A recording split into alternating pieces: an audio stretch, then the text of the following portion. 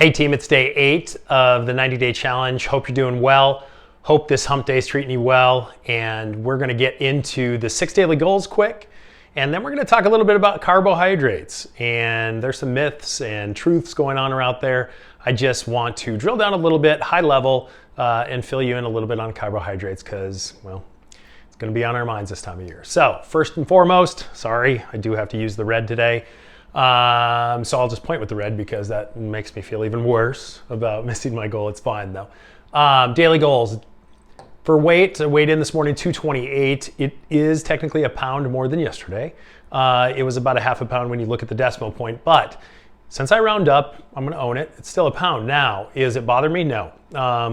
Based on when you hear about us talking about carbohydrates today, you will see or hear the potential of how your weight can really fluctuate up and down based on the amount of carbs you may eat in the day. Yesterday, my carb load was a little heavier than days past.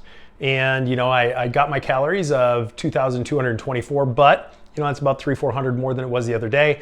It can be up to 100 grams of carbs. It wasn't all carbs, but I got my calories at 2,224, which is right in my range of 2,000 to 2,300, 122 ounces of water. Sleep. This is where I didn't do very well. I only got 6 hours and I got absolutely no activity yesterday, and that bothers me as well. So remember, sleep's one of your trifecta, and it's very important. But last night, there was a couple different times I was actually in front of the gym and other things came up and I had to rush away or leave because I had other things I had to do. But last night, I would have got even less sleep if I would have went into that gym and got, you know, my minimum of 30 minutes of cardio. So sometimes you have to make a choice. And if you ever have to choose between sleep and activity, sleep and cardio, you should always choose sleep. Sleep helps regulate your hormones, helps detoxify the brain a little bit, you know, during the night. You got to get into some REM sleep. And honestly, if you're more tired or you don't sleep, it actually can cause, you know, overeating because you get hungry when you get tired. And can crave, you know, your brain gets tired, so it craves glucose. We'll talk a little bit about that in a second with carbohydrates. But, you know, so I chose to go to bed. And I got 6 hours, still not my goal, but it's more than I would have gotten if I would have done the activity. Now, does not doing the activity bother me? Yes. And I have gotten in activity, you know, I think 5 to 6 days in a row already, but, you know, I want that to be a daily thing. So I can't slip on this. I've only did 20 minutes one of the day, you know, so I definitely don't want to slip on this. Going to keep on myself to get that done. And it's really a planning thing. I have to plan better. Okay. Protein, 236 grams yesterday. More than enough protein for me. I will not normally miss my protein goals unless I'm traveling and there's not enough protein to eat or I'm severely under calories. So not too happy about the goals that I missed, but you know what? I'll get it. I'll keep moving forward and keep on my path of those 6 daily goals. So let's talk a little bit about carbohydrates. Are they good or bad? And I'm just going to answer it for you right now. They're good. But if you eat too much, they're bad. So let's go through this. The pros and cons of eating carbohydrates. So the pros are they fuel your body. Like for your workouts, for just getting up and walking around, for any type of energy, they fuel your body. Now, some would say that if you don't, you know, do anaerobic exercising like sprinting, lifting, high intensity interval training, that you don't need carbs. Like even slow cardio, you don't need carbs for that because you can take it from the glucose that's stored in your liver and things that your body has stored already from the carbs you've eaten before. And I don't know if I agree with that 100%, but I got to do more research. So it fuels your body. I know for a fact, your muscles for sure, your brain lives on glucose, carbohydrates. So pros. Cons are the sugary or other sugar for carbohydrate actually causes insulin spikes and makes you crave more sugar. So that's kind of a con of those sugary carbohydrates. They tend to make you want to eat more. Fiber. Fiber is a great thing when it comes to carbohydrates. It actually helps fight diseases and helps get your cholesterol in order and that kind of stuff. So, and you can only get fiber, I believe, from carbohydrates. That's correct. Yes. So you get your fiber there, but the cons are if you don't use all those carbs that you eat, you store them. Ever come back from vacation and step on the scale and be like, oh my goodness, what just happened? Personally, I always plan about a pound a day when I leave. So if I go on vacation for a week, 7 pounds, 4 days, 4 pounds, I always plan on gaining a little weight in vacation, because along with all of this, carbohydrates, good or bad, you have to, just like I said before, you have to treat yourself. If you're hitting your calories most days and you're staying within your protein guidelines, your water, your sleep, you're gonna be great with your goals, but you can't, well, you can. I guess you can completely restrict yourself from those sweets and things you might crave, but you also might not be super happy, because that's one of the next pros, is it elevates your moods.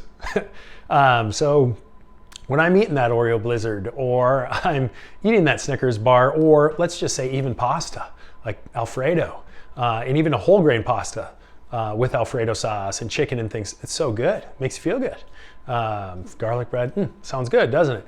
But it does elevate your mood. So whether you're eating the sugary, sweet stuff that's going to cause you to crave more, or you're eating some whole grain wheat toast, with your eggs, or name it. As long as when you're eating some of those carbs, it does elevate your mood, it releases serotonin. When you take a look at the carbs, though, that we were just talking about, good carbs and bad carbs, the refined carbs provide fewer nutrients or vitamins. So your enriched bleached flour, bread with high fructose corn syrup, stuff like that are non-vegetable, really the refined sugars or refined carbohydrates don't provide the vitamins and minerals that you get from a whole grain, like your oats, legumes, and other things. So just remember that that's the con, even though it's a carb. And so when we talk about carbohydrates, there is a calorie value for every gram of carbohydrates you eat, and it's 4, regardless if it's good or bad. It's 4. Okay, so remember that. Remember what I said about calories. It's a game of math. So what I'm trying to tell you here is that carbs are good for all of these reasons, but they can be bad, right? So just remember the good reasons, but also keep in mind the bad, because this is where you get in trouble. So when you also think about elevating mood and refined, we get to the last one is, I talked about fiber a little bit, but the whole grains, they fight actually against like cardiovascular disease and type 2 diabetes, which are growing problems in the US. We're tending to eat more refined carbs and not get enough of our whole grain carbs that contain the fibers that help us fight some of those, or the fruits and the vegetables.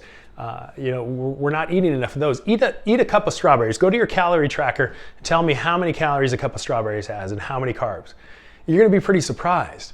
Like even bananas are like 80 to 100 calories. But like those fruits, the vegetables, and then whole grains, you just can't go wrong with those if you're mixing them into your diet during the day. Now, like ketogenic diets were, I think, around in 1920 for pediatric patients that suffered from seizures. So those were there first started. And I do have some very overweight friends that have done really well on the ketogenic diet. So there are times to limit and severely limit in cases your carbohydrates. I tend to do a little bit of a lower carbohydrate diet, but I still get in enough carbs to fuel my workouts. You have to do more research to get that refined, but just know that we need whole grain foods to make sure we get that fiber. And I even use a fiber supplement sometimes in my protein shakes, non-flavored psyllium husk or other fiber if I can't get in my grains for the day. So the last thing is too many. The last con is too many carbohydrates cause water retention. And you may think, what happened to Richard with that half a pound, that 0.5?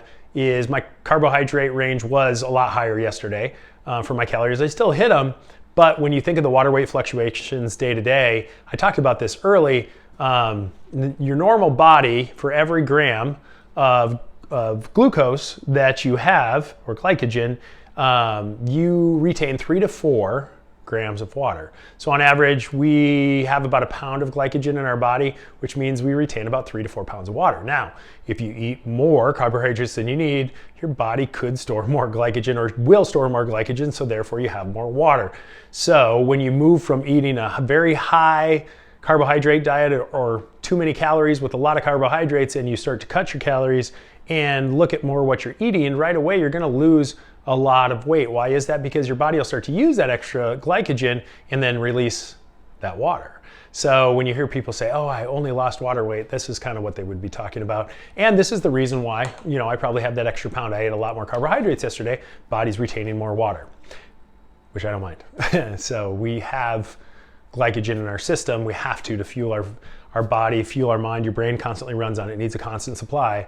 So you're always going to have that. You're always going to have some water weight. That's not a bad thing. It's just when you eat too much, you retain a lot of water. So hopefully that was informative. You guys keep rocking this. If you're following me and you're doing this with me, great. And if you're just following and commenting and giving some words of encouragement, I appreciate that as well. But if you want different topics or something maybe you're thinking about and have in your mind, throw it in the comments. And if I'm decently versed at it, I'll do a video on it. And if I'm not, I'll try to do some research or I'll answer your question with that. So hopefully you guys have a great rest of your week. Thanks so much for following. Thanks so much for the support. And I look forward to talking to you tomorrow.